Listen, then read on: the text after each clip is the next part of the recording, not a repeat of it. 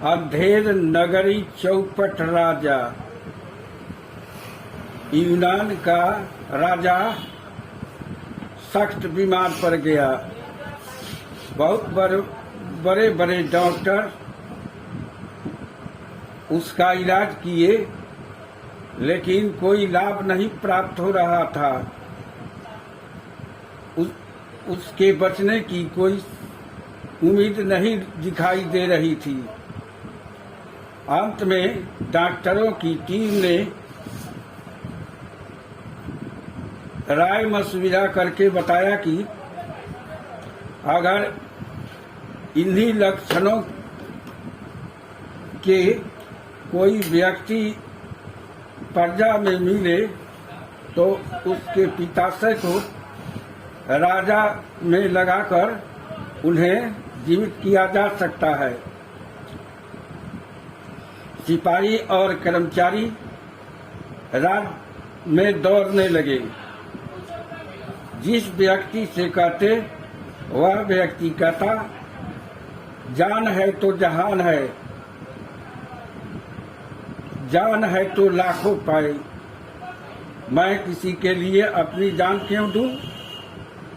अंत में खोजते खोजते एक सीधा साधा बालक उनको मिला।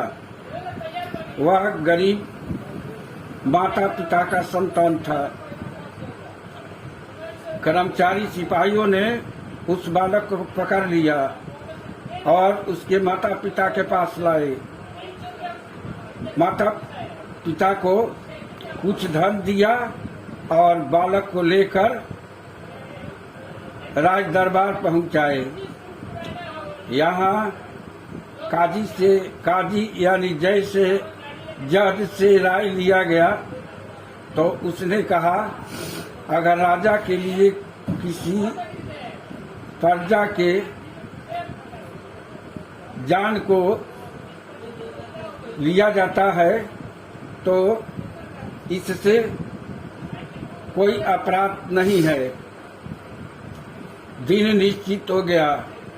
सभा कक्ष में राजा रानी, मंत्री, सिपाही, सेनापति, सैनिक, बड़े बड़े अधिकारी वहां एकत्र हुए। बालक को राजा के सम्मुख लाया गया। इसके बाद सभा कक्ष के बीच में बालक को लाया गया।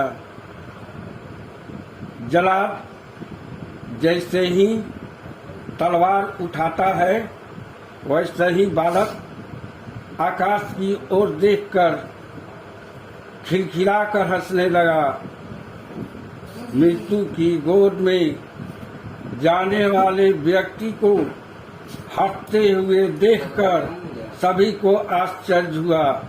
राजा ने जलाद को तलवार रखने के लिए कह दिया और बालक से पूछा, तुम हंसते क्यों हो? बालक ने जवाब दिया, मैं हंसता यह देखकर हंसता हूँ कि जिस माता पिता ने अपने संतान को हर तरह से सुख देने के लिए प्रतिबद्ध रहते हैं, उनके लिए प्राण देते हैं, आज वही चंद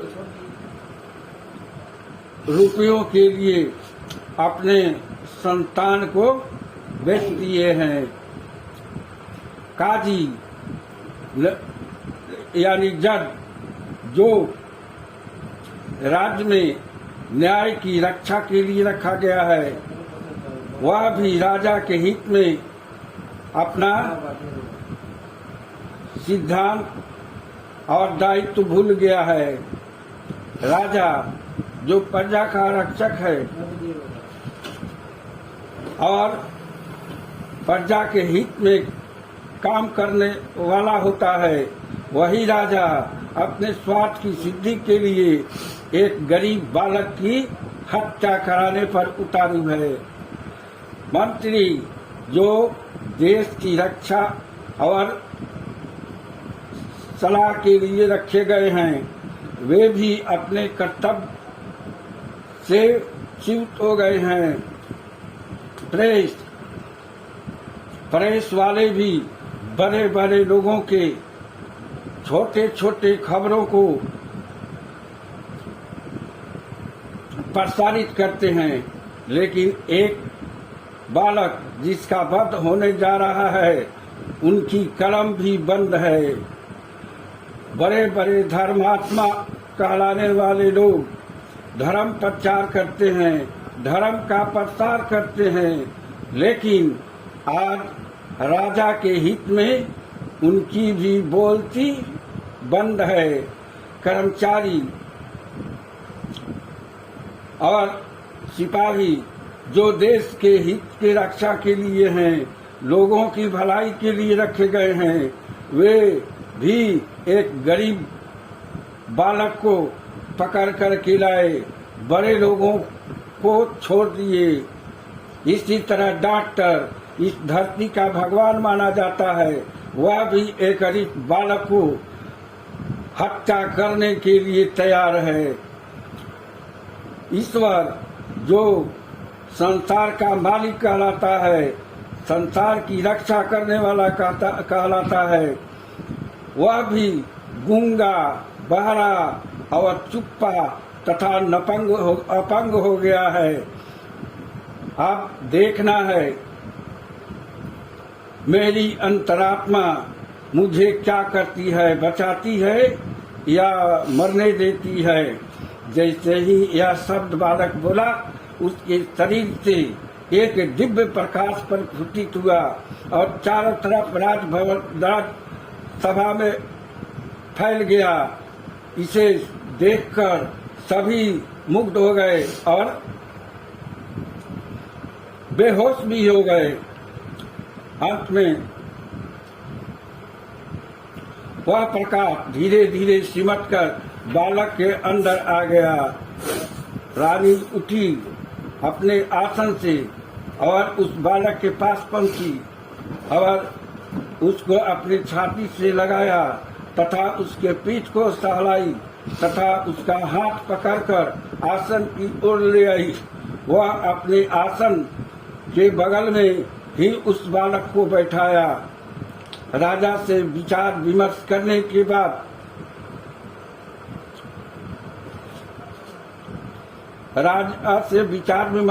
के बाद उसने घोषणा की कि वैसे तो घोषणा की कि अब इस राज्य में सूर्य का उदय हो गया है।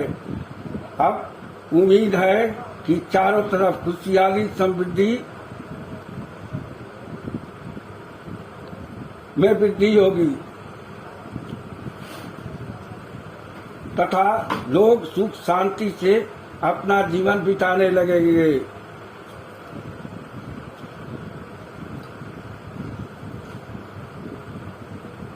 अब इस बालक को मैं बेटा के रूप में रखती हूँ और इस राज्य का उत्तराधिकारी बनाती हूँ। बालक उठा और राजा और रानी का चरण स्पर्श किया। इसके बाद उसने घोषणा की कि मैं तो समझ रहा था कि अंधेर नगरी चौपट राजा टके से भाजी टके से खाजा है, लेकिन अब ऐसा कभी नहीं होगा। उसने सभी कर्मचारियों को आदेश दिया कि आप लोग आज से ही अपने कर्तव्य का सही रूप से पालन कीजिए। अगर पालन कीजिए, किसी के आंख में आंसू नहीं होनी चाहिए, कोई व्यक्ति बेरोजगार नहीं होनी चाहिए, कोई सभी को घर होना चाहिए तथा राज्य में जितने प्राकृतिक साधन है जैसे वन, नदी, तालाब, कुआं, जीव जंतु, इस सब को भी किसी प्रकार का कष्ट नहीं होना चाहिए। अगर गुप्तचर विभाग किसी कर्मचारी के विरुद्ध में सच्चा रिपोर्ट देता है तो उस कर्मचारी को फांसी के तख्ते पर झुला दिया जाएगा या उसे जान से मार दिया जाएगा। बालक की बात सुनकर सभी कर्मचारियों के रोंगटे खड़े हो गए। ऐसा लग रहा था जैसे सभी के शरीर में बिजली का करंट लग गया है। सभी अपने अपने काम में लग गए। कुछ ही दिनों के बाद राज्य में खुशहाली फैल गई। कोई बेरोजगार नहीं था, किसी के आंख में आंसू नहीं थे। सभी अपने कार्य में व्यस्त थे और मस्त थे। सभी को घर था। सभी जगह स्वर्ग जैसा दृश्य दिखाई दे रहा था। वन, नदी नालों में पानी बह रहा था। चारों तरफ हरियाली फैली हुई थी। यह देखकर प्रजा भी बहुत खुश थी। लेकिन इसी तरह की स्थिति आज भी भारत या कुछ अन्य देशों में भी दिखाई देता है। यहाँ गरीबी, बेरोजगारी, भूखमरी फैली हुई है। सभी राजा का गुणगान कर रहे हैं। देश के लोग दुखी हैं, लेकिन सत्ता और विपक्ष के लोग खुशहाली में अपना जीवन बिता रहे हैं। आशा है यह आशा जगती है कि कोई व्यक्ति महिषा बनकर आए और भारत का उद्धार करे, ताकि अंधे रगली चौपट राजा, टके शेर भाजी टके शेर खाजा का कहावत चरितार्थ न हो सके। आज इतना ही, फिर कभी दूसरे दिन। मैं हूँ आपका शत्रुघ्न तिवारी। देखा जल्दी जल्दी आई हूँ, कोई मिनट लागो, 7 मिनट के कमी हो गए।